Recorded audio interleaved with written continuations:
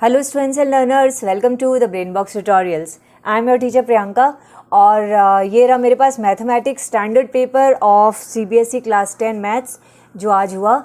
ये है set 1 of 30/5/1 paper है मेरे पास में। चलो सॉल्व करते हैं इस पेपर को। स्टार्ट करते हैं सेक्शन ए से। MCQs है। क्वेश्चन नंबर 1 लिखा है the number of polynomials having zeros -3 and 5 is, इसका करेक्ट ऑप्शन होगा number B infinite. Number 2 the pair of equations ax + 2y = 9 and 3x + by = 18 represent parallel lines where a b are integers if. अगर ये parallel lines है तो हमारे पास वो formula है ना that a1 upon a2 is equal to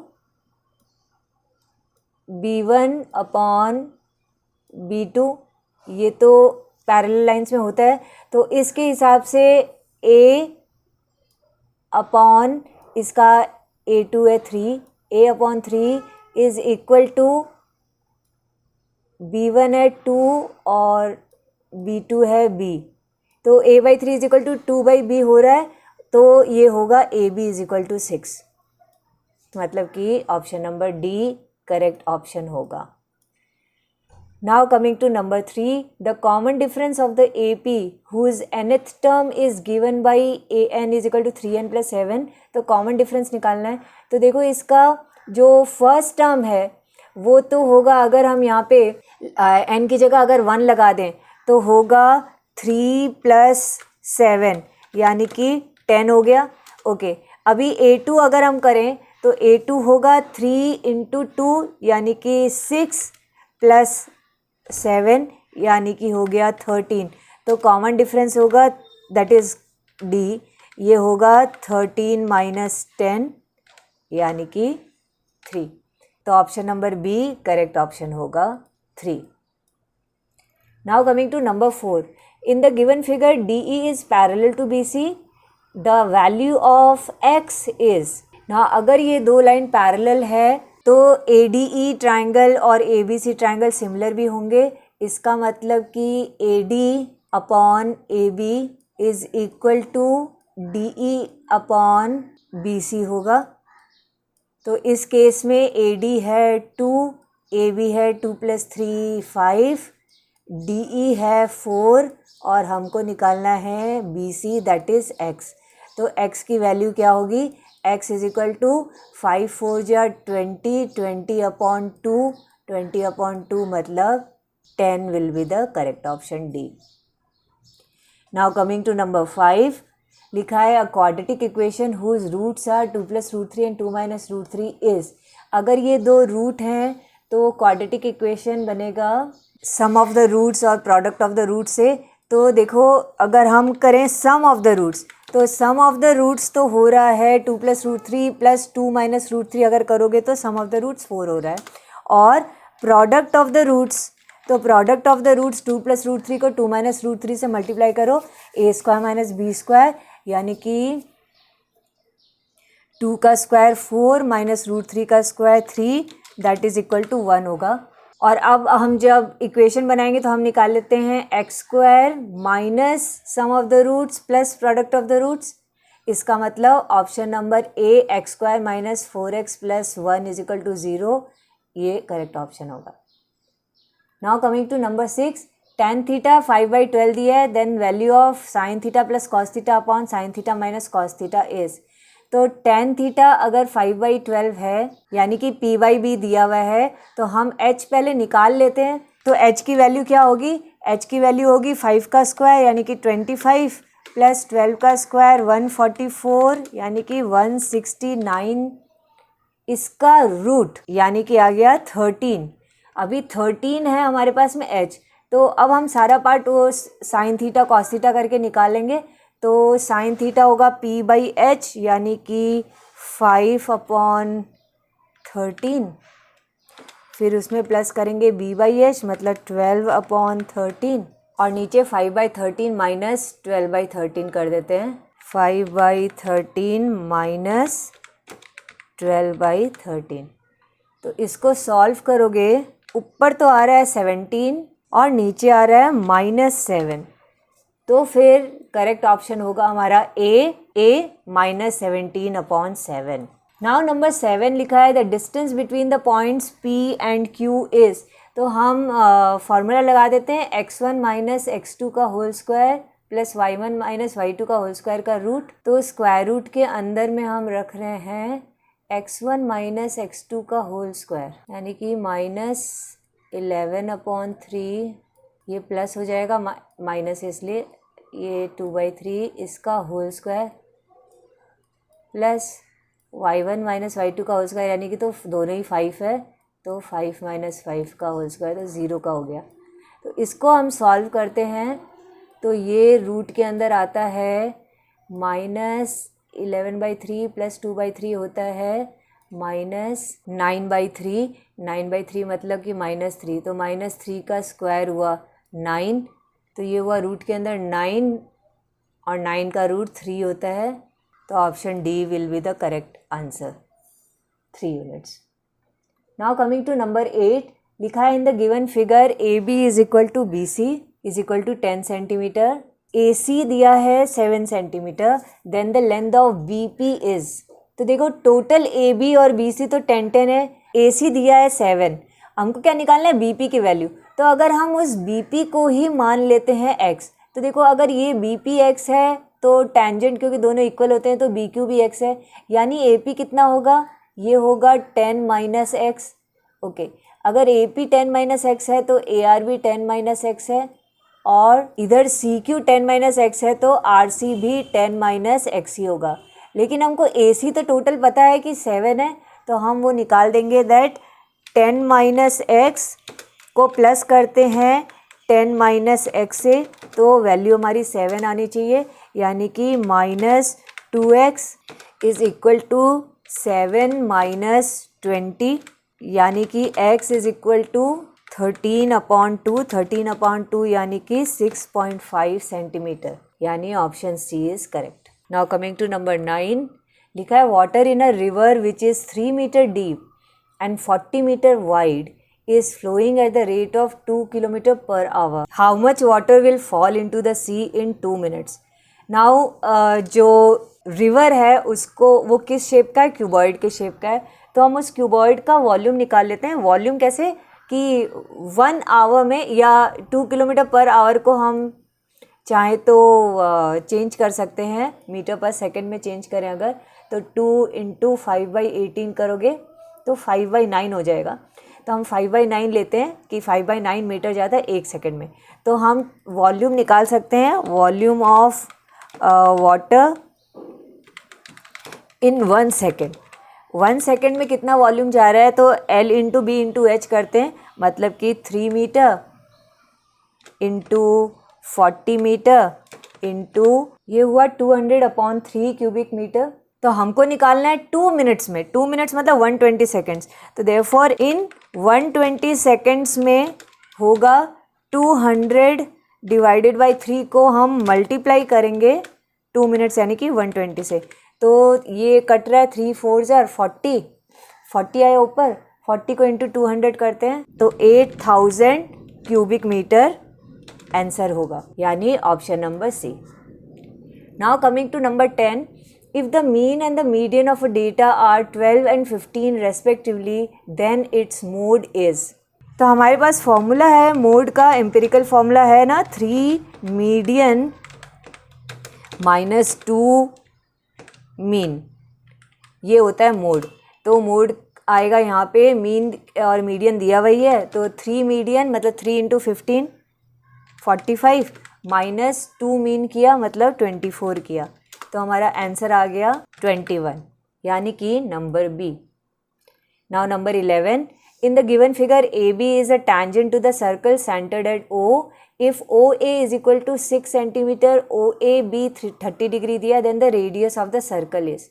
तो देखो रेडियस ऑफ द सर्कल यानी ओ से बी तक अगर हम एक लाइन खींचे तो ये एंगल बी जो है ये 90 डिग्री हो जाएगा। तो हम यहाँ पे ट्रिग्नोमेट्री के थ्रू हम इसको सॉल्व कर सकते हैं। ओ बी रेडियस हमको निकालना है और ओ ए दिया हुआ है, तो परपेंडिकुलर और हाइपोटेन्यूज यानी कि साइन की वैल्यू लेंगे तो sine 30 is equal to P by H होता है, यानी कि radius O B upon O A. तो साइन 30 की वैल्यू होती है 1/2, 1/2 होगा ओ बी अपॉन 6, तो ओ बी आ गया अपना 3 सेंटीमीटर, यानी option number A is correct. Now number 12, 2 tan 30 degree is upon 1 + tan square 30 degree is equal to, इसको हम सॉल्व करते हैं। देखो तो 2 tan 30 मतलब कि 2 को मल्टीप्लाई किया 1/√3 से, ठीक है, अपॉन 1 + tan स्क्वायर 30 डिग्री यानी कि 1/√3 का होल स्क्वायर, तो वो हो गया 1/3। तो ये हो गया 2/√3 डिवाइडेड बाई 4/3 होगा, या इंटू कर दो, हम 4/3 को उल्टा कर देते हैं, 3/4 लिख देते हैं। तो 2 से कट गया ये 2 ज़र, और ये √3 से ये 3 कटेगा तो ऊपर आएगा √3। √3/2 हो रहा है, √3/2 होता है साइन 60 डिग्री या फिर कॉस 30 डिग्री। यहाँ पे जो ऑप्शन है वही लेंगे, तो यहाँ पे साइन 60 डिग्री वाला ऑप्शन है हमारे पास में √3/2। Now coming to number 13, in triangle ABC and DEF, AB upon DE is equal to BC upon FD, which of the following makes the two triangles similar? तो देखो इस ट्राइंगल को हम बना लेते हैं। अब इसमें ये A ले लो, B ले लो ये, और ये C ले लो। ये ABC ट्राइंगल है, AB DE के बराबर है और BC FD के बराबर है। तो हमको यहाँ पे बस इतना सा करना है कि यहाँ डी ई को की जगह हम ई डी लिख देते हैं, बात तो एक ही है, ये एफ, ये हो जाएगा। तो अब हमारी ये पार्ट जो है ए बी डी ई, देखो ये कॉरेस्पॉन्डिंग हो गए, और बी सी डी एफ या एफ डी ये कॉरेस्पॉन्डिंग हो गए। तो इस केस में एंगल ए ई के इक्वल है, जो ऑप्शन हमको दिख नहीं रहा है, बी डी के इक्वल है, ये ऑप्शन हमको दिखाई दे रहा है, बी डी के इक्वल है, that is option number B, ये करेक्ट ऑप्शन है। Now number 14, the 11th term from the end of the AP 10, 7, 4 and last term -62 दिया हुआ है is, तो इसमें हम वो फॉर्मूला यूज़ कर देते हैं टर्म के लिए, that will be, जो एंड वाला फॉर्मूला है L - n-1 multiplied by D। तो यहाँ पे L है -62 माइनस n है यहाँ पे 11, तो 11 - 1 हो गया 10, तो 10 मल्टीप्लाइड बाई d, d है 7 - 10 दैट इज़ -3। अब हम इसको सॉल्व कर देते हैं, तो ये आएगा -62 + 30 दैट इज़ इक्वल टू -32। तो option number C correct option हो गया। Now number 15, two coins are tossed together, the probability of getting at least one tail is, एक टेल, एटलीस्ट एक टेल आए, यानी एक से ज़्यादा आए तो भी चलेगा। तो देखो टोटल में ऑप्शन कितने होते हैं हमारे पास में, ऑप्शन हमारे पास में होते हैं 4, ठीक है। 4 कैसे, एक हो सकता है TT, दोनों ही टेल आ जाए, दूसरा हो सकता है TH, तीसरा हो सकता है HT,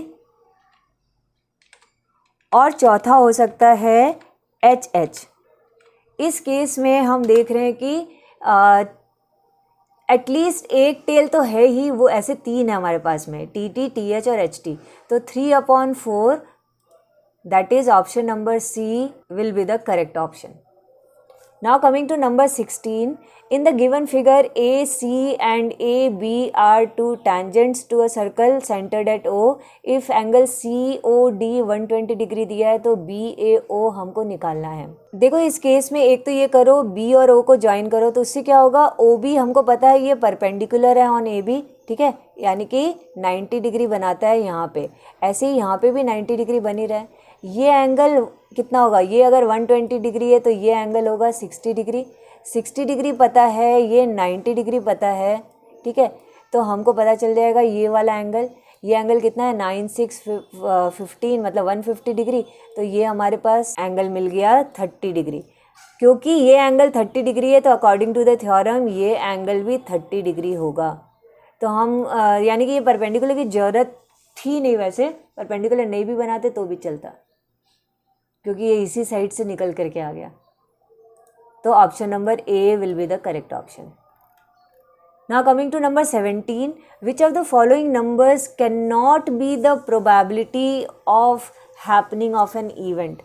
देखो probability 0 से 1 के बीच में होगी, 1 से बड़ी नहीं हो सकती। तो इस केस में हमको दिखाई दे रहा है कि ऑप्शन नंबर बी जो है ये 700 आने वाला है, तो ऑब्वियसली इतना बड़ा प्रोबेबिलिटी हो ही नहीं सकता इवेंट का।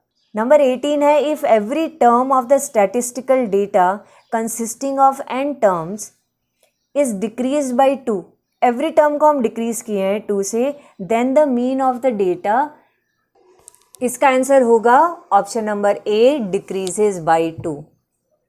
देखो इसको ऐसे नॉर्मली सॉल्व करके भी देख सकते हो। मान लो टोटल सम जो आता है वो n टर्म्स का वो x है, तो अभी मीन क्या था, x अपॉन n टर्म्स थे, तो x अपॉन n था, ठीक है। अब इसमें से हम माइनस करेंगे क्या, जो अभी का मीन है, ठीक है, और देखते हैं मीन कितना कम हुआ। तो अभी का मीन क्या हो गया, देखो नीचे नंबर ऑफ टर्म्स तो अभी भी n ही है, लेकिन ऊपर क्या हुआ, अभी x में से कितना माइनस हो गया, हर टर्म 2 2 2 2 माइनस हो गया है। तो कितनी बार माइनस हुआ, n टाइम्स, तो 2n माइनस हो गया।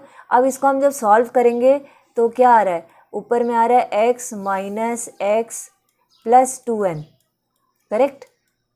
तो x और x तो कैंसिल ही हो गया, इसका मतलब हमारे पास में बचता है 2n अपॉन n, n भी कैंसिल हो गया, तो आंसर आ गया 2, तो डिक्रीजेस बाई 2। ऐसे सॉल्व करके देख सकते हो। नाउ कमिंग टू नंबर 19, और नंबर 19 और 20 असर्शन रीजन है, ठीक है। तो नंबर 19 पढ़ते हैं। असर्शन में लिखा है, if the points A B lie on a circle with centre O, then the value of x is 2। देखो अगर ए और B lie on a circle तो उनकी डिस्टेंस ए से बराबर होगी। इन दैट केस हम ये लिख सकते हैं कि ओके, यानी कि O A will be equal to O B, ठीक है। अब हम देखते हैं कि क्या x की वैल्यू 2 आ रही है क्या। तो ओ ए का जो फॉर्मूला है, यानी कि डिस्टेंस वाले फॉर्मूला से x1 plus x2 minus x1 का होल स्क्वायर, मतलब 2 माइनस 4 तो -2 का whole square, plus y1 minus y2 का होल स्क्वायर, यानी कि अगेन 0, 3 माइनस 3 0 का होल स्क्वायर। इसका रूट तो चलो दोनों का कैंसिल हो गया, तो दैट इज इक्वल टू, ये स्क्वायर था। अभी दूसरा ओ बी करते हैं, अगेन 2 माइनस एक्स का होल स्क्वायर प्लस 3 माइनस 5 यानी कि -2 का होल स्क्वायर, ठीक है। दोनों का ही हमने रूट वाला पार्ट हटा दिया, कैंसिल कर दिया। अब अगर हम इसको सॉल्व करें तो क्या आता है, ये हो गया 4 इज इक्वल टू, इसको हम फॉर्मूला से खोलते हैं a माइनस बी के होल स्क्वायर से, तो 4 minus 4x plus x square, और ये प्लस 4 हो जाएगा। तो एक 4 और एक 4 तो कट गया, और x square minus 4x plus 4 is equal to 0। इससे हम अगर सॉल्व करें तो मैं इधर सॉल्व करती हूँ, ये एक्स स्क्वायर, ये -2x plus 4 is equal to 0 बन रहा है। और अगर इसको सॉल्व करेंगे तो x minus 2 is equal to 0, यानी x इज इक्वल टू 2 तो निकल रहा है। तो हमारा असर्शन तो करेक्ट है। अब रीजन देखते हैं। रीजन लिखा है, centre of a circle is the mid point of each chord of the circle. Reason तो बिल्कुल ही रॉन्ग लग रहा है, because centre of a circle किसी भी कॉर्ड का मिड पॉइंट कैसे हो सकता है। अगर मैं एक सर्कल बनाऊं, ठीक है, सेंटर यहाँ है और ये सेंटर है और कॉर्ड यहाँ है, तो कॉर्ड का मिड पॉइंट से ये सेंटर कहाँ से हो सकता है। तो रीज़न तो फॉल्स ही है। इसका मतलब ये ऑप्शन नंबर सी होगा कि assertion is true but reason is false. Now coming to number 20, लिखा है the number 5 to the power n can not end with the digit 0 where n is a natural number. तो हाँ, assertion तो correct है, 5 to the power n can not end with the digit 0। Reason दिया है, prime factorisation of 5 has only 2 factors 1 and 5। ना ये correct तो है, 1 and 5 है, इसमें 2 नहीं है, ये एक ज़रूर होना चाहिए था। तो हम इसको A और B में से करेक्ट एक्सप्लेनेशन एक्चुअली नहीं है, बिकॉज एक पार्ट जो वो 2 नहीं है, ये मिसिंग है, तो इसके लिए हमको बी देना प्रॉपर होगा। आई वॉन्ट टू नो तुम लोगों ने क्या दिया, इसका ए दिया है या बी दिया है, क्योंकि ये करेक्ट एक्सप्लेनेशन नहीं है, ये मुझे लग रहा है, बिकॉज 2 इसमें लिखा हुआ नहीं है कि इसका प्राइम फैक्टर में 2 नहीं होता, ये लिखा हुआ होना चाहिए, तभी तो 0 से एंड होगा। तो आधा है एक्सप्लेनेशन, बट कितनों ने लिखा है कि ये करेक्ट एक्सप्लेनेशन है, मैं जानना चाहती हूँ।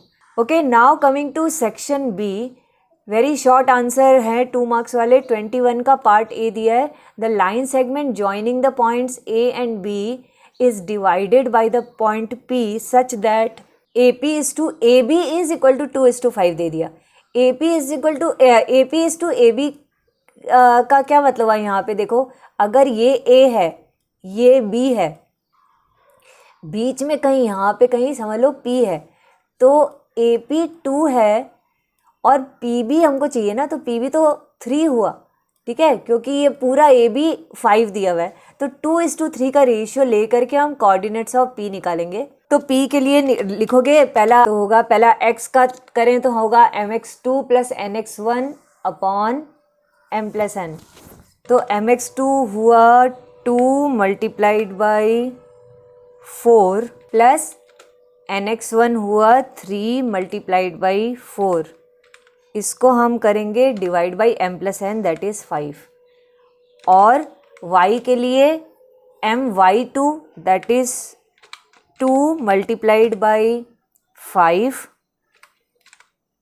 प्लस 3 × -5 अपॉन अगेन 5, तो ये होगा 4 2 = 8, 4 3 = 12, 12 और 8 हो गया 20, तो 20/5 4, और ये हुआ 10 और ये -15, तो ये अपॉन 5 किया तो -1, तो 4, -1, these are the coordinates. Now coming to part B, point P xy is equidistant from points A and B, prove that x is equal to y। देखो, अगर P जो है वो इक्विडिस्टेंट है A और B से, मतलब कि कैसे भी हो, समझ लो ये मिड पॉइंट भी हो सकता है या कहीं पे अलग होगा, कहीं समझ लो P इधर है कहीं, ठीक है, और P से A की दूरी और B की दूरी दोनों बराबर है, तो इस केस में हम डिस्टेंस का फॉर्मूला अगेन यूज़ कर रहे हैं। अगर ये इक्वी डिस्टेंस है तो हमने लिख दिया सबसे पहले कि PA जो है वो इक्वल है PB के, और उसके बाद में हम डिस्टेंस का फॉर्मूला यूज़ करेंगे। तो PA के लिए x2 - x1 का होल स्क्वायर, मतलब x - 5 का होल स्क्वायर किया हमने, y2 - y1 का होल स्क्वायर, यानी कि y - 1 का अगेन होल स्क्वायर किया, that is equal to PB। मैं रूट दोनों का कैंसिल कर दूंगी, इसलिए रूट नहीं ले रही। नाउ PB लेते हैं, तो अगेन x - 1 का होल स्क्वायर प्लस y - 5 का होल स्क्वायर। तो हम इसको सॉल्व करें, x - 5 का होल स्क्वायर का हुआ x का स्क्वायर माइनस 2 5 = 10x प्लस 25, फिर y - 1 का होल स्क्वायर करते हो तो plus y square minus 2y plus 1, ये इक्वल हो जाता है किसके, तो मैं नीचे कर देती हूँ यहाँ पे, इक्वल किसके हुआ, ये x - 1 का होल स्क्वायर, यानी कि again x square minus 2x plus 1 plus y - 5 का होल स्क्वायर, यानी कि y स्क्वायर माइनस 2 5 = 10, तो 10y प्लस 25। अब दोनों अलग अलग साइड में थे, तो जिसको जिसको कैंसिल करना है कर देते हैं, तो x square cancel, y square cancel, plus 25 cancel, plus 1 cancel. तो अब हमारे पास में क्या बचता है, यहाँ पे बचता है -10x - 2y is equal to -2x - 10y। अगर हम x को एक तरफ लिखें तो -8x is equal to y को एक तरफ लिखें तो ये हो जाएगा -8y। हाँ, तो सब चीज़ कट रही है, माइनस माइनस भी कट गया, 8 भी कट गया, तो x is equal to y proof हो गया. Okay, now coming to number 22. In the given figure, PT is tangent to the circle centered at O. OC is perpendicular to chord AB. Prove that PA into PB is equal to PC square minus AC square. तो देखो ये circle chapter से है, theorem based है और बहुत ही important सम भी है ये. देखो इसमें कैसे करना है हमको, PA इंटू PB जो पार्ट है ये, इसको इक्वल करना है PC square minus AC square के. सारा ही ये एक ही लाइन में है, ठीक है. PA भी है, उसी लाइन को खींचा तो PB भी है, ठीक है. और PC स्क्वायर भी यहीं आ रहा है, AC स्क्वायर भी यहीं आ रहा है. तो पहले हम यही देखते हैं कि PA और PB को हम PC और AC में कन्वर्ट कर सकते हैं क्या. तो देखो PA की जगह क्या हम लिख सकते हैं, PC माइनस AC, एक ही तो बात है ना. PC माइनस AC ही तो PA है. और इनटू PB की जगह, पूरा PB पूरी लाइन है, उसकी जगह हम PC प्लस AC तो नहीं कर सकते, पर PC प्लस BC करते हैं, PC प्लस BC.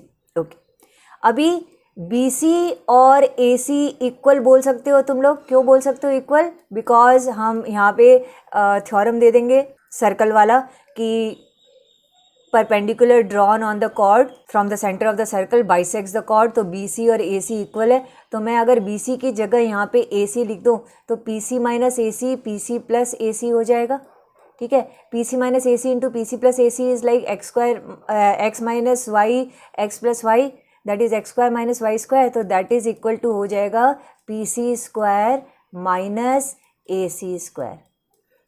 ये इम्पॉर्टेंट क्वेश्चन था, आई थिंक ये एग्जाम्पलर से उठाया हुआ क्वेश्चन है, अच्छा क्वेश्चन है. शायद उसके 3 पार्ट थे, उसमें से ये फर्स्ट सेकंड कोई पार्ट था. Now coming to number 23. Using prime factorisation find HCF and LCM of 96 and 120. बहुत ही ईजी सम दे दिया. तो 96 का क्या होगा, प्राइम फैक्टराइजेशन करोगे तो 96 का प्राइम फैक्टराइजेशन करोगे तो होगा 2 into 2 into 2 into 2 into 2 into 3, ये हो गया 96. और 120 का प्राइम फैक्टराइजेशन करते हैं तो ये हुआ 2 इंटू 2 इंटू 2 इंटू 3 इंटू 5. अब इससे हम HCF निकाल लेते हैं. HCF देखो इनमें क्या आ रहा है, जो कॉमन पड़ रहा है, तो 1 2 3 2 कॉमन है और 3 कॉमन है, तो 2 इंटू 2 इंटू 2 इंटू 3 इतना पार्ट है, यानी कि 24 हो गया HCF. और LCM इसका हो गया, सारा ही लेंगे, यानी सबसे ज़्यादा 2 ऊपर है, 1 2 3 4 5 2 लोगे, 3 भी लोगे और 5 भी लोगे, तो 5 3 ज़ार 15 हो गया. और ये 5 टाइम्स 2 यानी कि 32, तो 32 इंटू 15 करना, 480 हमारा आंसर आएगा. ओके, नाउ नंबर 24 लिखा है find the ratio in which y axis divides the line segment joining the points this and this. y axis अगर उस पॉइंट को डिवाइड कर रहा है तो वो जिस भी पॉइंट पे वो y एक्सिस उस लाइन को कर रहा है, उसका कोऑर्डिनेट्स हम इतना तो बता सकते हैं कि x तो 0 ही है, y कुछ भी हो, x तो 0 ही है, ठीक है.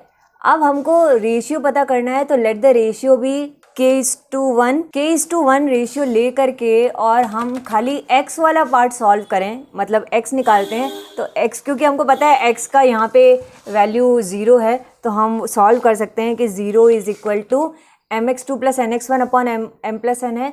तो यहाँ पे mx2 यानी कि k इंटू -1 प्लस nx1 मतलब कि 1 इंटू 5, ये अपॉन k+1 कर रहे हैं हम. तो अब हम इसको जब सॉल्व करेंगे तो k+1 0 से मल्टीप्लाई होकर के पूरा 0 हो गया. 0 इज इक्वल टू यहाँ पे आता है k into -1 that is -k plus 5, यानी कि k की वैल्यू आ गई हमारी 5 आया.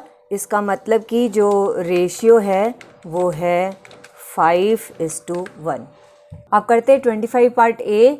If A cos theta plus B sine theta is equal to M and A sine theta minus B theta is equal to N दिया है, prove करना है A square plus B square is equal to M square plus N square. ये देखो इधर मैंने solve किया, ये पहला इक्वेशन बना दिया, इसकी स्क्वायरिंग बोथ साइड की, स्क्वायरिंग बोथ साइड करके हमारा आंसर आया A square cos square theta plus B square sine square theta plus 2ab cos theta sine theta is equal to, second side भी स्क्वायर किया था तो एम स्क्वायर। ये number 1 हो गया।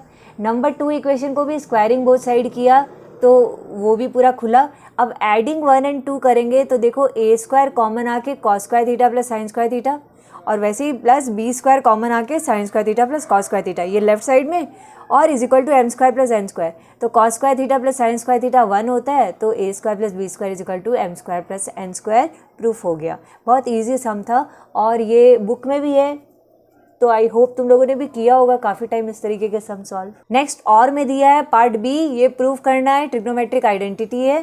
तो चलो एलएचएस को लेके आरएचएस लेके आते हैं। तो ये देखो पार्ट मैंने एलएचएस को लिया, अलग अलग ले लिया पहले सारे रूट को, जिससे कि एलसीएम लेना इजी हो जाए। अब मैंने जब एलसीएम लिया तो देखो इस तरीके से सॉल्व हुआ। लास्ट में रूट में सेक्स स्क्वायर ए माइनस 1 है, नीचे डिनोमिनेटर में दैट इज़ टेन स्क्वायर ए, तो रूट से निकल के सिर्फ 10 ए हो जाएगा।